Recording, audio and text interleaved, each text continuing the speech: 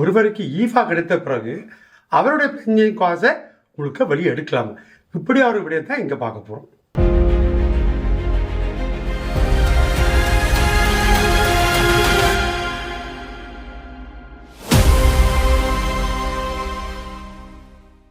தலைவர்களுக்கு கேட்கிறார்கள், அண்ணன் நாங்கள் ஈஃபாவில் இருக்கிறேன், ஈஃபாவில் இந்த 3 வருஷம் ஈஃபாக்கு அன்மெல் பண்ணிட்டேன்.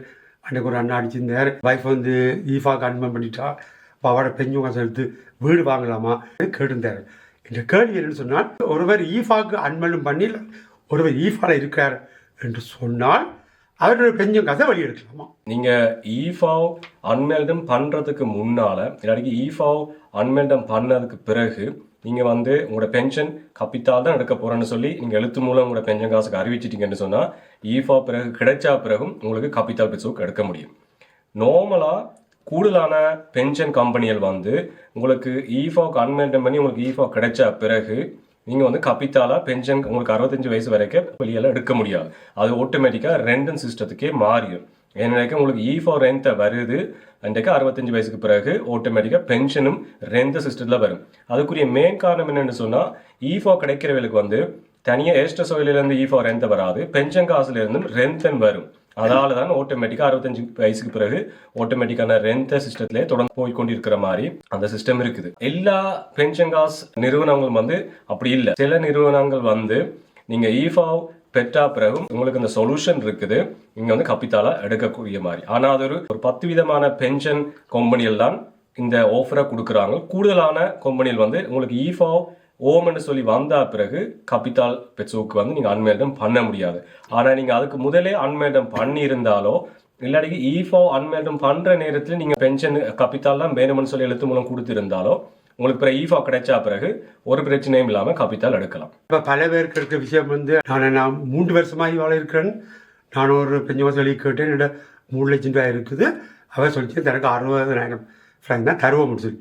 அப்போ அவர்கிட்ட கேள்வி என்றால் ஏன் அது அப்படி என்று கேள்வி கேட்டிருந்தேன். அவருக்கு நான் விளக்கம் கொடுத்தனா, நீங்கள் ஈஃபாவில் இருக்கிறீங்க, 65 வயசு பிறகு உங்களுக்கு உங்களோட பெஞ்சும் காசு இதில் சேர்ந்து வரணும்னு சொல்லி கொடுத்துருந்த பொழுது அவர் இல்லை தனக்கு பெஞ்சும் காசு 60,000 தாரன்னு சொல்லிக்கணும். நீங்கள் சொல்கிறது போல் சில பெஞ்சம் காசுகள் சில காசில் இப்படி கொடுக்குறாங்க, சில பெஞ்சம் காசு இல்லை. இப்போ அடுத்த கேள்வி என்னன்னு சொன்னால், சில பேர் இப்போ 62 வயசு 63 வயசு 64 வயசு ஆகிறது, நான் பெஞ்சம் காசை வெளியெடுக்கணும். அதை எப்போ இந்த பெஞ்சம் காசுக்கு அன்மெல்டும் பண்ணுவோம், இந்த பெஞ்சம் காசை முழுக்க வெளியே எடுப்பதுக்கு குறைஞ்சபட்சம் 1 வருஷத்துக்கு முன்கூட்டியே நீங்கள் பென்ஷன் காசை மெல்டம் பண்ணணும். சில பென்ஷன் காசுகள் 2 வருஷம் இல்லாத 3 வருஷத்துக்கு முன்கூட்டியே நீங்கள் எழுத்து மூலம் மெல்டன் பண்ணணும்னு சொல்லி சொல்றாங்க. அது முக்கியமா எந்த நிறுவனத்தில் உங்களோட பென்ஷன் காசு இருக்குதோ அவைண்ட ரூல்ஸ் அண்ட் ரெகுலேஷனை தான் நீங்க வடிவா பார்க்கணும். அதுல போட்டிருப்பாங்க எவ்வளவு நேரத்துக்கு முதல் நீங்க பென்ஷனுக்கு அறிவிக்கணும், நீங்க கப்பித்தால் பெட்ஸுக்கு எடுக்க போறீங்கன்னு சொன்னா. இப்போ சில பேர் சொல்லி கொண்டிருக்கணும், நான் அடிச்சு கதைச்சினாங்க ஆனா 3 மாசத்துக்கு முதல் சொன்னா காணும் என்று சொல்லி. அவை உங்களுக்கு வாய் மூலம் உங்களுக்கு அந்த விஷயத்த சொன்னாலும் எழுத்து மூலமா கேட்டு எடுத்துட்டீங்கன்னா உங்களுக்கு ஒரு சேஃப்டி இருக்கும். நாளைக்கு ஒரு சட்ட மாற்றமோ இல்லாட்டி ஒரு விதமான மாற்றம் வந்துச்சுன்னு சொன்னா உங்களுக்கு அதால ஒரு பிரச்சனை வராது. மற்றும்படி நீங்க எவ்வளவுக்கு நேரத்தோட நீங்க உங்களுக்கு இப்பே பிளான் இருக்கு 65 வயசானா கப்பித்தா தான் எடுக்க போறேன்டைக்க ஏன் கடைசி நேரம் வரைக்கும் வெயிட் பண்றீங்க? நேரத்தோடைய எழுத்து மூலம் சொல்லிட்டீங்கன்னு சொன்னா இடையில ஒரு ஈஃபோ பிரச்சனை வந்தாலோ இல்லாட்டி வேற ஒரு விதமான பிரச்சனை இல்லை சட்ட மாற்றம் வந்தாலோ உங்களுக்கு அதால ஒரு விதமான பிரச்சனையும் வரப்போறது இல்லை.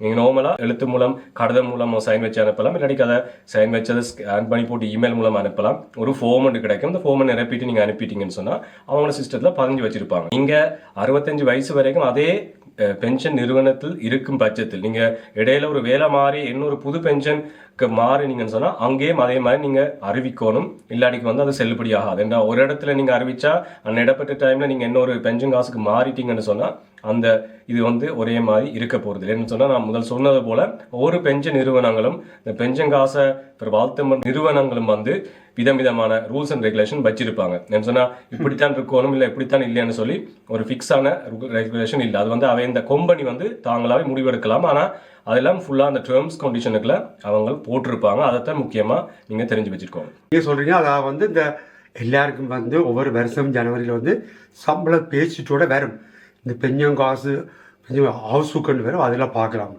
உண்மைதான். அதில் பின்னு பார்த்தா நீங்கள் வீடு வாங்குறதுக்கு எவ்வளோ நீங்கள் வெளியே எடுக்கலாம், உங்களோட வயசு போன பிறகு எவ்வளோ வரும், ரெண்டு எவ்வளோ வரும் முடியலாம் விடுங்க அதில் இருக்குன்றது பாருங்க. ஒவ்வொரு வருஷமும் உங்களுக்கு ஜனவரி மாதம் உங்களை சம்பள பேசிட்டோட சேர்ந்து இந்த பென்ஷன் காசு வந்து ஹவுஸுக்கு கொண்டு வரும். அதை நீங்கள் பார்க்கலாம். பார்க்காட்டி உங்களுக்கு தெரியாட்டி நீங்கள் வேறு யாருன்னு கேட்கலாம், எங்களுக்கு அனுப்பி நாங்களும் உங்களுக்கு அது எப்போ என்ன வெளியில் எடுக்கலாம்னு வந்து.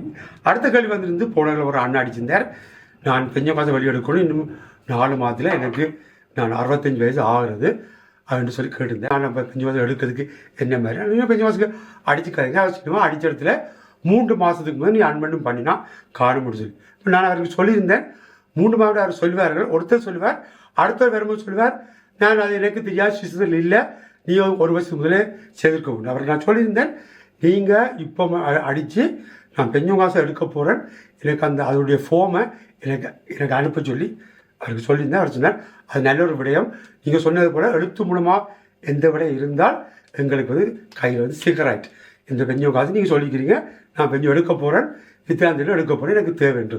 மேலே ஒரு முக்கியமான விடயம், உறவுகளே உங்களோட பென்ஷன் காசு நீங்கள் எடுக்கிறேன்டால் 1 வருஷத்துக்கு முதலோ 2 வருஷத்துக்கு முதலோ நீங்கள் பென்ஷன் எடுக்கிறதுக்கான அலுவலை பாருங்கள். அது மட்டும் இல்லை, அந்த ஃபார்மில் எங்கே அந்த பென்ஷன் காசு கட்டுப்படுது அதில் நம்பர்லாம் இருக்குது, நீங்கள் அதோட கதைக்கலாம். கதைச்சி எழுத்து மூலமாக அதுலேருந்து விண்ணப்பத்தை வாங்கினீங்கன்றால் உங்களுக்கு நல்ல. இப்போ நீங்கள் பார்த்துருப்பீங்க, முந்தைய ஒரு காலத்தில் வந்து வீடு வாங்குவா இருந்தால் வீடு வாங்குறதுக்கு உங்களுக்கு பென்ஷன் காசு வந்து 20%. இப்போ வீட்டுக்கு வந்து வீடு வாங்குறதுக்கு 20% காசு தேவை. இப்போத்த சட்டத்தின்படி 10% பென்ஷன் காசையும் 10% கை காசும் கொடுக்கணும். 2014ஆம் ஆண்டு ஜூலைக்கு முதல் நீங்கள் 20% வீட்டுக்கான கொடுக்கக்கூடிய காசை முழு காசையும் பென்ஷன் காசில் வெளியெடுக்கக்கூடிய இருந்தது. அதே இப்போ மாறி இருக்கு. மாற்றத்துக்கு வந்த மெயின் காரணம் என்னன்னு சொன்னா, கன பேர் வந்து இந்த பென்ஷன் காசெல்லாம் வீட்டுக்குள்ள எடுத்து போட்டு பிறகு வந்து வீடை விற்க வேண்டிய நிலைமையோ இல்லாட்டி கட்ட முடியாம போன நிலைமையோ இருக்க அந்த அவைகளுக்கு பென்ஷன் வர வயசுல வந்து இந்த பென்ஷன் காசுகள் காணாம போற ஒரு பிரச்சனை வரைக்க. ஏன்னா சுவிஸ்ல வந்து நாங்கள் சொல்லியிருக்கிறோம், ஏஸ்ட சோயில சொய்த்த சோயில திரித்த சோயில சிஸ்டம் வச்சிருக்கிறாங்க. அதில் ஏஸ்ட சோயில ஆஃபோ அதுலேருந்து உங்களுக்கு குறைய விதமான அமௌண்ட் தான் கிடைக்கும். அப்போ 2வது வேலை செய்கிற எல்லாரும் இந்த பென்ஷன் காசு செஞ்சு வச்சிருக்கணும். அப்போ அந்த காசு வந்து பிரச்சனை நடந்து காசு போயிடுச்சுன்னு சொன்னால் உங்களுக்கு இன்சுங்கலைஸ்டமும் போகணும். எனக்கு ஒரு எக்ஸிஸ்டன்ஸ் மினிமமான வருமானம் தான் உங்களுக்கு அதில் கிடைக்குது. அப்போ இதை வந்து கொஞ்சம் கண்ட்ரோல் பண்ணுறதுக்கு தான் அவங்கள வந்து மேக்சிமம் 10% தான் நீங்கள் பென்ஷன் காசை வந்து வெளியில் எடுக்கலாம்ன்ற ஒரு சட்டத்தை கொண்டு வந்தாங்க. அதே நேரத்தில் வந்து இந்த அமௌர்த்திசேஷன் 65 வயசு ஆகிறதுக்கு முதல் 15% வந்து அமௌர்த்திசீரம் பண்ணியும் இருக்கணும். அப்போ தான் இப்போ இங்கே பென்ஷன் காசு உதாரணத்துக்கு எடுத்திருந்தீங்கன்னு சொன்னால் வீடு வாங்குறதுக்கு நீங்கள் 65 வயசு வாரத்துக்குள்ள திருப்பி அந்த பென்ஷன் காசை திருப்பி கட்டியிருக்கணும் வெளியால். அப்படி இல்லைன்னு சொன்னால் உங்களோட கடன் குறைஞ்சு உங்களுக்கு பொனித்தா இருந்த பட்சத்தில் தான் நீங்க 65 வயசு வந்த அப்புறம் இந்த வீட்டை வச்சிருக்கலாம். இல்லாட்டிக்கு இன்னொரு சூழ்நிலை வரும், உங்களுக்கு வருமானம் காணாட்டிக்கு என்ன சொன்னா பென்ஷன் வயசு வந்த அப்புறம் உங்களோட வருமானம் குறையுது, பேங்க் உங்களுக்கு அதை ஃபைனான்ஸ் பண்ணாட்டிக்கு வீடை விற்க வேண்டிய நிலைமை வரும். இப்ப அப்படியான சூழ்நிலையிலும் இங்க வந்து கொண்டிருக்கிற படியில தான் கூட பேர் வந்து புள்ளையண்ட பேருக்கு வீட்டை எழுதுறதுக்கு மாத்துறதுக்கு நிக்கணும், இல்லாட்டிக்கு வேறு விதங்களை பாக்கினம், இப்படியான விஷயங்களும் இங்க வருது.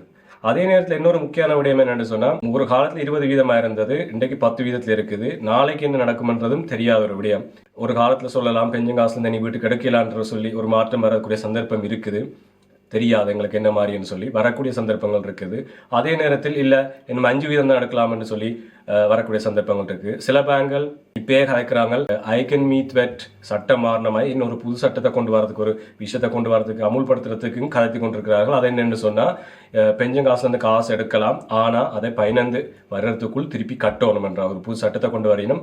அதை கொண்டு வந்தால் அந்த திராக்பார் காய்த் இப்ப 5% கணக்கு பண்றதை குறைப்பதாக ஒரு கதை ஒன்று அடிபடுகிறது. எவ்வளவு சாத்தியமாகும்ன்றது இன்னும் தெரியவில்லை. இப்போ என்னென்ன விடயங்கள் என்னென்ன மாறும் என்னென்ன சட்டங்கள் வரும் யாருக்கும் தெரியாது. ஆகவே சொல்றது போல சட்டங்கள் எப்பயும் மாறலாம், புது புது சட்டங்கள் வரலாம். ஆகவே நீங்கள் பென்ஷன் காசு விடயங்களை கூட நீங்கள் அடித்து உங்களுடைய பென்ஷன் காசுக்கு கதைத்து இந்த பென்ஷன் காசு நான் வெளியெடுக்க போகிறேன்றால் எழுத்து மூலமாக வாங்க. அப்போ உங்களுக்கு விடயங்கள் நீங்கள் பார்க்கக்கூடியா இருக்கும். இல்லை அடித்து நான் 1 வருஷம் எடுக்கலாம், 2 வருஷம் எடுக்கலாம், 2 வருஷம் அப்புறம் சட்டம் மாறிக்க இப்படியான பிரச்சனை வரும். பென்ஷன் காசு எடுக்கலாத நிலப்பாடுகள் வர பட்சது தேவையில்லாத பிரச்சனைகள் சந்தர்ப்பம் இருக்கு. உங்களுக்கு பென்ஷன் காசு எவ்வளவு இருக்குது, இல்லாட்டிக்கு எல்லா பென்ஷன் காசும் ஒன்று இணைஞ்சு இருக்குதா, இல்லாட்டிக்கு பென்ஷனுக்கு போறதுக்கு முதல் என்ன நாங்க செய்யணும், பென்ஷன் பிளான் எப்படி கணக்கு பண்றது என்ன தெரிஞ்சிருக்கணும், இப்படியான விடயங்களை பற்றி உங்களுக்கு கேள்வி இருந்தா உங்களோட பர்சனலான சம்பந்தமான விஷயத்தை பார்க்கணும்னு நீங்க விரும்புனீங்கன்னு சொன்னா நீங்க எங்களோட தொடர்பு கொள்ளலாம். தொடர்பு கொண்டு எங்களோட அப்பாயின்மெண்ட் வச்சு நீங்க நேரில் வந்து உங்களோட விடயங்களை பார்த்தா உங்களோட பர்சனல் சிச்சுவேஷனை நாங்க வந்து ஆராய்ஞ்சு சொல்லக்கூடிய வசதியிலும் இங்கே இருக்குது. நான் சொன்ன மாதிரி இப்ப ஒரு வருஷமும் வந்து தொடக்கத்துல வந்து ஷீட்டோட அந்த பென்ஷன் காசு பேப்பர் வரும். ஆனா சில நிறுவனங்கள் இப்ப எல்லாம் டிஜிட்டல் முறையா கொண்டு வந்துட்டாங்க. அதால வந்து உங்களுக்கு ஷீட்டா வராது, ஆப் இருக்கும். அந்த ஆப்ல நீங்க வந்து லாகின் பண்ணினீங்கன்னு சொன்னா உங்களோட ஷீட்டை பெற்றுக்கொள்ளலாம். இல்லாட்டிக்கு வேலை இடத்துல உங்களுக்கு இமெயில் வரும். அது ஒவ்வொரு கம்பெனிலும் இப்ப வர டிஜிட்டல் முறையில வந்து மாறிக்கொண்டு வராங்களா. அப்ப உங்களுக்கு பேப்பர் முந்தி வாழ்ந்த மாதிரி பேப்பர் வராட்டிக்கு சில பேருக்கு டிஜிட்டலா வரக்கூடிய சந்தர்ப்பம் இருக்கு. பல பேரை நான் இந்த கடி சம்பந்தமாக விடயங்களில் வந்து சம்பள பேசி கேட்டால் சம்பள பேசி எங்களுக்கு வாரையில் ஆன்லைனில் வாரது, இமெயிலில் வாரது, அந்த இமெயிலுக்குள்ளே போய் பாஸ்வேர்டு கொடுத்து வெளியே எடுக்கணும், இப்படியான பல விஷயம் இருக்கின்றது. எல்லாமே ஆன்லைன் சிஸ்டமாக எல்லாம் உலகம் மாறிக்கொண்டிருக்கிறது. நாங்களும் அதுக்கேற்ற மாதிரி மாற வேண்டிய கட்டாயத்தில் இருக்கிறோம்.